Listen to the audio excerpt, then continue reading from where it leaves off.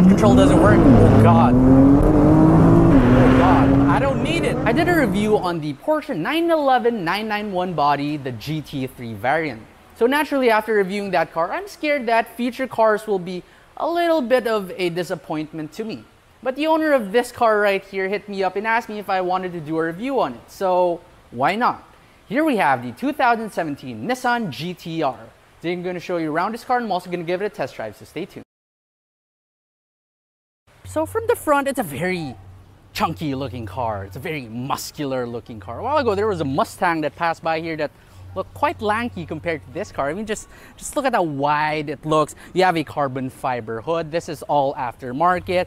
This one is also carbon fiber. You get a way bigger grille than the pre-facelift model. And you also get this carbon fiber chin, but it's just high enough so that you will still not scrape on Manila roads. Now, this one being the facelifted 2017 model, you get the really nice and way better looking fog lights. They're more integrated to the bumper instead of the pre-facelift. Your lights too, they look really nice and very long as well. Here at the side, it's the same thing as the front. It's really a very chunky look to it, beginning with the rims. These are 285 3020s. Which are ridiculously huge, and these are wrapped in Michelin Pilot Sport Cup 2s, which are very similar to the GT3 that I reviewed last week. You also get upgraded slotted rotors right here, which makes it a little bit less prone to cracking in case you do take this to the track. Then as you move on over to the back, the rims get even wider. So these are like 325 3020s. That's really ridiculous. Same thing though, you get upgraded rotors back here. Now, what I really love about the side is the sloping roofline, and one interesting thing to point out about this is that in Aston Martins, you get the same door handles as the GT-R, wherein it is flush to the door. However, in the Aston Martin, you press in front, then you pull the back. But for this one, it's the exact opposite. You push at the back, then you pull out at the front. Now you get frameless windows as well because it is a coupe. Then your side mirrors, or you love how it's a contrast color to the rest of the car in white. But what I don't like that much is, like, sure, this GT-R logo right here looks really nice. You also get vents down at the side, but it's a bit plastic feeling. So here at the back, it has a really nice looking spoiler, but it isn't ostentatious at all. In fact, it's a lot smaller than what you're gonna see with like Racers in Vios or even some Corollas, Altis. So this is definitely a very tasteful design with Nissan. But what I don't like about it is that it's a bit too bland at the back. So it's a big bunch of nothingness in the middle with just one GT-R badge. Then you just have 4 huge lights. Go down here, you get the quad exhaust, and they look really huge as well. I really love it. You get more carbon fiber down here, so your diffuser. Then one thing to note about this car is that you're rarely going to use the trunk because of what it is, but if you are going to use the trunk, you're going to have a really hard time of looking for the button to open it. Let me give you a tip. It's not at the wing. Of course it's not.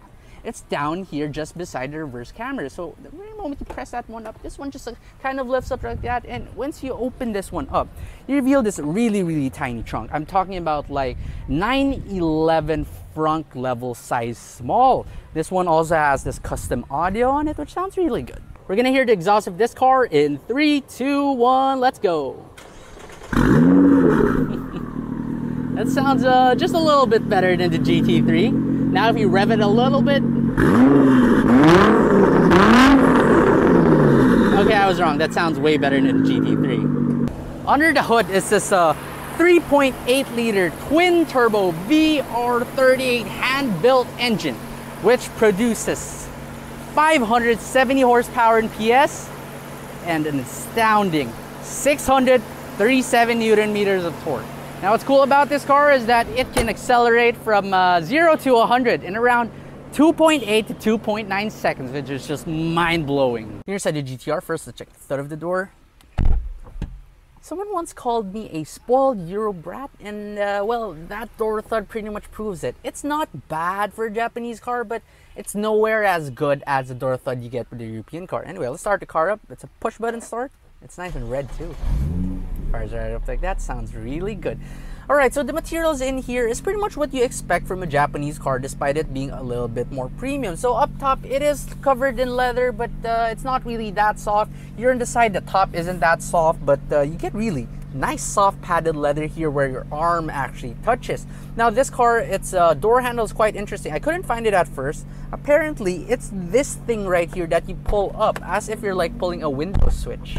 It's really odd. Now your steering wheel, this has been replaced to this Nismo GT-R steering wheels, all Alcantara. The leather in the middle is really nice too. It says GT-R. Then you get a nice red stripe at the top, which always reminds you where the 0 position is. The instrument cluster has also been replaced. This is a Nismo gauge, and it goes up all the way to 340 kilometers per hour, which this car can not really do. This goes up to like 315, but not bad overall. Now in the center you get 8-inch touchscreen, which is not that it's not the best, but it serves its purpose really well. It is definitely a much better looking screen than the pre-facelift model. One thing to note too, compared to the pre-facelift model, you finally only get the 2 round air vents and 2 more natural looking rectangular air vents in the middle, versus the pre-facelift, which had a lot of like really round looking things that I just really do not like the look of it. Now your seats, these are Recaro seats. Well, they're rather comfortable even when you're driving. What I don't like about it is that for short people like me, I'm only 5'6", I can't seem to move the seat that much forward. So even in its forward-most position, I'm having a little bit of a hard time of reaching the pedals. I can kind of do it, but it's not the most comfortable, especially at longer journeys. Now we go back to the center, you get your dual zone climate control. Below that, you get your R mode settings. So that's for your suspension, like your sport mode, your traction control. You can turn all of that off or put it in R mode.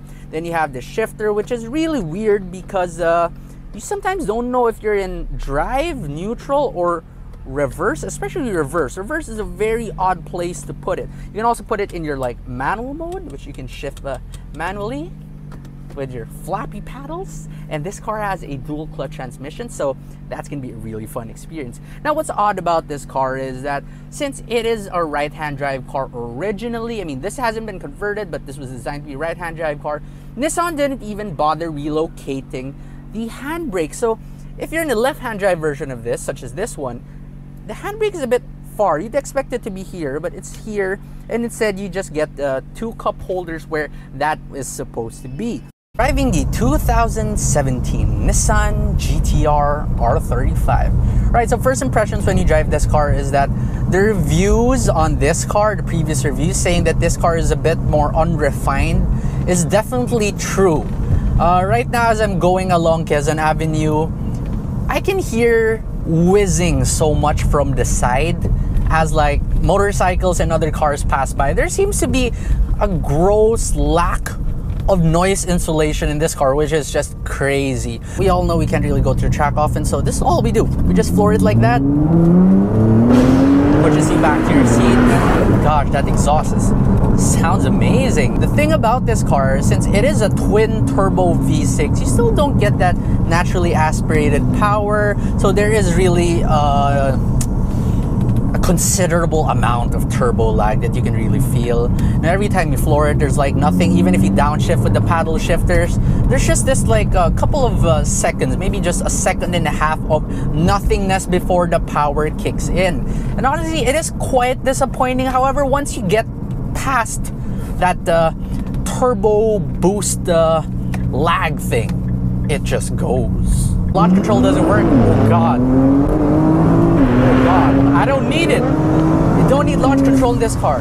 Jesus Christ. 0 to 100 in 2.8 seconds. You'll definitely feel it with this car. You know, a lot of cars, a lot of manufacturers would claim that it goes from this to that in one amount of seconds. And usually you doubt those because those are like controlled environments. With this car, you're not gonna doubt 2.8 seconds because it is ridiculously fast. Like, it's probably even faster than 2.8 seconds. Now, the thing about the engines in these cars as well is that they're hand-built, which is just a fancy term of saying that no engine is gonna be built the same. So some of these cars could be faster by a little bit, or some of them could be a bit slower. But I'm pretty sure that the one I got today has more than the declared 570 horsepower. Let's just test how fast the transmission is by just like downshifting and just... Okay, that is fast. It's not as fast as Porsche's PDK or Audi's like dual clutch and all that, but this is still a 6-speed dual clutch, and it does not disappoint. Holy crap, that screams! Oh, you really have to remember to shift with this. Oh god! Oh my gosh! What happened?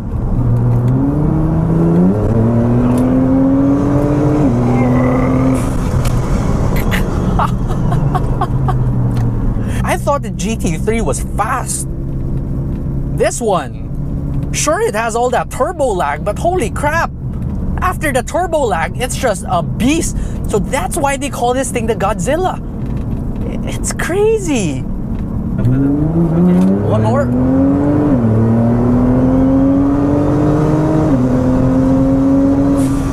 It gets really loud in here though. The wind whistle is ridiculous. You know, if you live in like a condominium, you're a bit high up at the building and there's just a lot of wind outside, you hear like a whoo! It happens with this one. You would want to hope that it's the turbo spooling, but it's not. It's really a ridiculous amount of wind whistle entering this car. That's quite annoying. Come on, Nissan could have at least improved the seals on this one so you can hear more of your engine and not the wind outside. This car is all about like being the Godzilla, right? But listen to this horn. There's nothing Godzilla about that horn. It's like a Suzuki Jimny horn. One annoying thing with this car is if you keep it into like automatic mode, then just for the sake of it, you hit the paddle shifters, it automatically goes into the manual mode, which means it really will not shift. So if you're like, you just came out of a corner and now you want to accelerate, you still think it's in like automatic mode, but now it doesn't shift. So you keep on just like going slow, the engine gets really loud and you're stuck at first gear. So you have to be very mindful of that. The very moment you just hit the paddle shifter once, you have to keep going with the paddle shifters unless you shift it manually back to the automatic mode again. Since I know a lot of you watch this video for the acceleration, we might as well just do it again by doing it now here.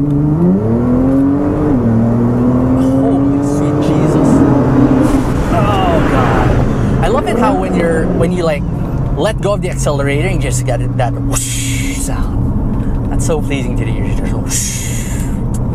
It's so good. I don't know what they call that. Blow off? Is that a blow off valve? I think that's a blow off valve. Not quite sure. I'm not an expert when it comes to like these things, but it sounds really good. I really love the soundtrack.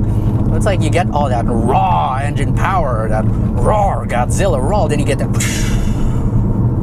It's a very good transition as you go back to a more relaxed driving style. If you want a car to go really, really long journeys in, and you have a companion, you want to have a chat during that time, you have to go for a different car. But again, this car is not, that's not the point of this car. This car is not supposed to be a GT. It's not really supposed to be a big grand tourer.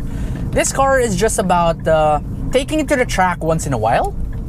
Yes, and also doing a lot of acceleration pulls when you don't have time to go to the track. The steering in this car, as you turn it, while it feels sharp, I wouldn't say that you really feel where the front tires are pointing. It feels a bit artificial. It feels a bit too light. It's not scary at all, but when you do like change corners fast, change lanes fast, you do get a significant amount of body roll, and that is really felt. I don't understand how this car has that much body roll, given the fact that, well, this is supposedly one of those cars with like really stiff suspension, but yeah, it's just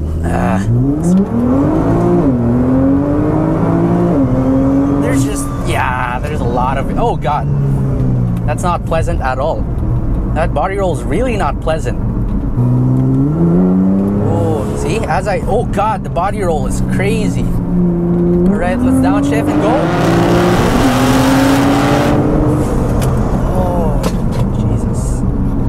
Yep, that's fast. The good thing about this car is that no matter how much power it has, you're not going to be scared to utilize all of it because the brakes are incredibly nice. The very moment you step on it, it just stops you really, really well. So anytime you just want to go and accelerate, do your pulls, even in a bit tighter streets, you can definitely do it because the brakes are that good.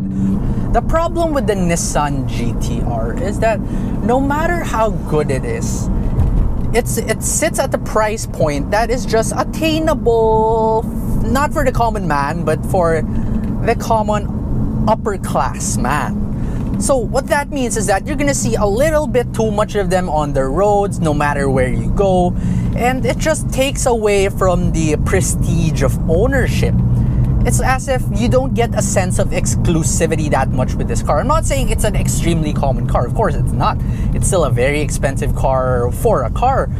But if you just compare it to its counterparts, you know, if you, for example, you pull up in a Porsche, even if it's just like a 911, you're gonna get looks because people know the Porsche name. However, when people see this car, unless they're a car guy, unless they're a car person, unfortunately, they're still gonna see this as like a Nissan, and that's the biggest problem because you don't get the prestige of the brand. But if you don't really care about that, because all you want is that sheer pleasure in driving, and you're coming from the likes of like the BRZ, the 86, or the WRX STI, the Type R, then this is gonna be a really, really good upgrade from those cars. If you like this video, please don't forget to smash the like button for the YouTube algorithm. And also don't forget to subscribe to my channel to see more car reviews.